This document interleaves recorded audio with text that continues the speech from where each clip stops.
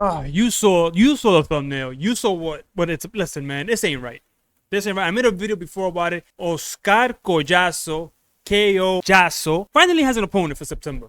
He's been on record saying he's been looking for a date for a dance partner for a while now, and he found it. And you would think it would be one of the champions that are left out there. There's two other champions, Jerusalem and Taduran. Collazo is on record saying that they're ducking them by outpricing themselves out of a unification. You would think that these guys would take it because in one win, you will be holding 3 plus the ring, and all you have to do is get one more and be undisputed. But they're it says they're just ducking me by outpricing themselves, and this is a damn shame. So now Collazo has to fight somebody who is not high. He's not top 5. He's 2 in organizations. He's 11. One of them he's on number 8, and I think that's as high as he gets. And it's just crazy. So let's take a look at it. And his name is Jayson Vayson. No bullshit. That's his name, Jayson Vayson. And we're gonna take a look at his fight and last fight, his box rec. And is he even going to pose a challenge to Collazo? You know, and I get it. Collazo has to stay busy because, he's been trying to get these champions, according to him, into the ring.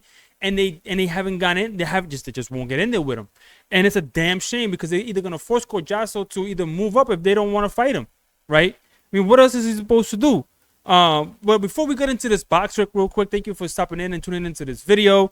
If you're older subscriber, muchas gracias por estar apoyando. Le agradezco todo con todo mi corazón. Muchas gracias. I really appreciate you guys 110%. Yeah. Oh, also, I'm doing this without a music track. Let me know if the noise suppression is coming through to you guys as weird sounding. Because although I may mix it on my side, my speakers might sound different than your speakers. So just let me know if there's any like weirdness in my voice. Do I sound robotic? I don't know. Just let me know. Let me know. See how this goes. All right, here we go. So let's take a look at his box right quick here of Jayson Vayson. And we're going to check out the PDF. You know why? Because I noticed if I do a PDF, it doesn't crash on me. Oh, shit. Look at that. All right, look. So he's 14-1-1, 8 KOs. Got some power, I guess. He's got 98 rounds. He has a 57% KO average. His name is the Striker. He's orthodox. He's 5'4", 65-inch reach. Cool. Now, here's the funny part. Esto es lo que me hizo reír. And it only works in English. It doesn't work in Spanish, right? He wasn't supposed to fight Collazo. And this is what I mean by when these guys were ducking. Because you can tell Collazo was really trying to get a champion in the ring. And when they wouldn't. Because this guy, Jayson Vayson, was supposed to fight Reggie Sugarknob. Your name is Reggie Sugarknob. Okay. All right. Listen. I'm not 15 years old. Anyway. Reggie Sugarknob was the fight that Jayson Vayson was supposed to have. Entonces, parece que a lo último le ofrecieron a Jayson Vayson. They offered Jayson Vayson at the last minute, it looks like, to fight with Collazo. And credit to Jayson Vayson. Instead of taking the Sugar Knob Daddy at 16-1, he said, hell yeah, I'll take the unified world champion and take my chances there. Because if I know if I lose, I lost to the unified champion. And I get more money than sugar knobbing. Anyway, so so that's the backstory there. So props to Vayson for saying no, I'm ready. Yeah, let's go. And it's early enough in the camp too, where he can make those adjustments, and then his camp can go ahead and look at tape and come up with a plan for Collazo. It's not last minute 2-week thing. You know what I'm saying? Pero qué bochorno de los campeones mundiales que no quieren unificar con Collazo. Like, shame on them. So here's Jayson Vayson. His record is not that exciting. Look, he got a 4-1, a 5-2, a 4-0, a 19-3, 17-2. Good guys there. 21-1. Here's the upside down stuff, like in Stranger Things, 20-30, 17-2 again, 3-2, 4-0, 25, 2-1, 2-5, 2-13, 2-2. So early in his career, it's what you expect it to be. He seems to have fought in Japan and the Philippines for the most part. I hope it's a good fight. Ojalá que sea una pelea buena por lo menos para Collazo.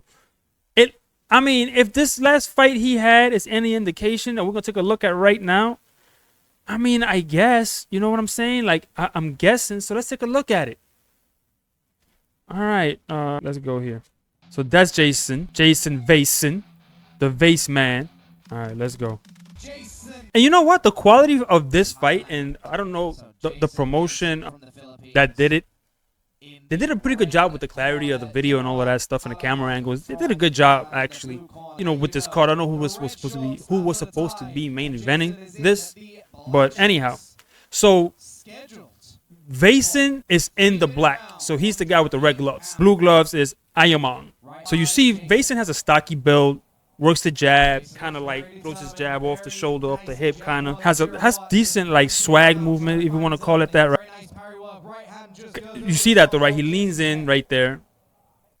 He seems to be a pressure fighter, not too much, not overly, not an overt pressure fighter, but you could see him working his way in, letting his hands go, you know. But that could be because he knows who's in front of him, right? This guy was like 4-1, something to that effect. So he kind of knows who's in front of him. This guy looks like he's 15 years old, by the way, the guy who he's fighting.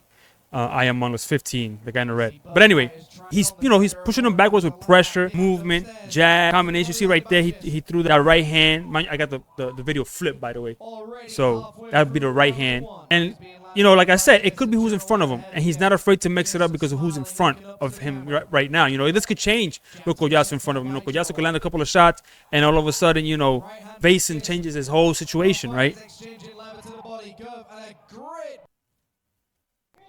All right, that's where he knocked him down. Hold on. So right there, it looked like a left hook landed to the side of the head. Again, it's flipped. So when he saw that hand looks like a right hand, it's really a left hand.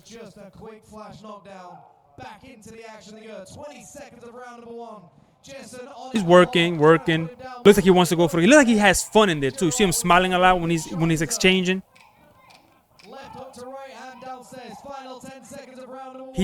The thing is, you see him pulling back like that. I don't know if he's gonna get away with that with Collazo, but it looks pretty fluid. You know what I'm saying? Like, he looks like he has pretty good rhythm, fluid. You know, and I hope the best for him. I hope he makes a good fight out of it, and I hope he can feed his family, maybe get some more fights out of it if he makes it a good fight. But you let me know at the end when we watch this whole fight, this whole thing here, if you think he's gonna make for a good fight for Collazo. This is round 2. You know, flicking the jab, removing the jab, nice. Hooking to the body. He's starting to go to the body now. You see him kind of like, now he's more aiming to the body. Like, in the first round, he was going to the body a lot, but not as much as you can see now. He's really trying to like throw those hooks right to the body, and he's willing to trade.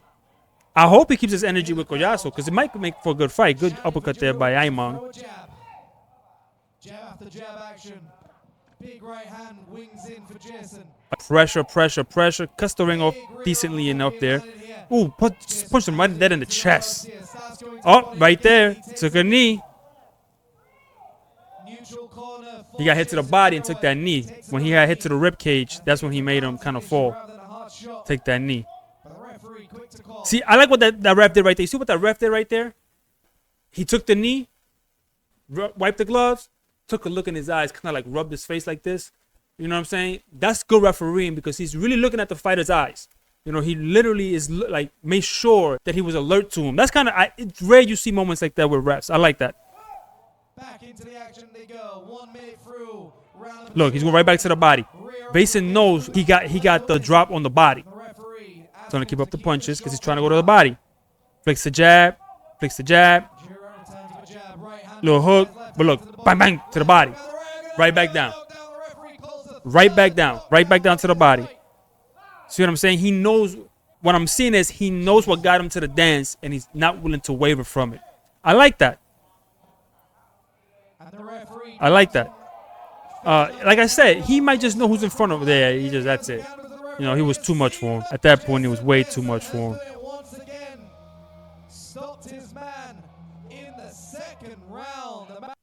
Listen, props to Jayson Vayson for dropping Sugar Nabon and going for the Collazo opportunity because it could mean a lot for him. Listen, that's how Manny Pacquiao became champion, right? And we got a star out of that. A mega star. That's understated, right? Filipinos are known for heart, which is why I don't understand why Jerusalem and Taduran are, I think both of them are Filipino. Maybe one of them is Thai. Definitely one of them. Taduran, I think, is definitely Filipino, right? I could be wrong. But anyway, point being, that part of the world is known to have warriors. And the fact that these guys are trying to outprice themselves, it's like they're saying, hey, if I'm going to lose, I'm gonna lose for big money. It's like you already give him the victory. You already given Collazo the victory.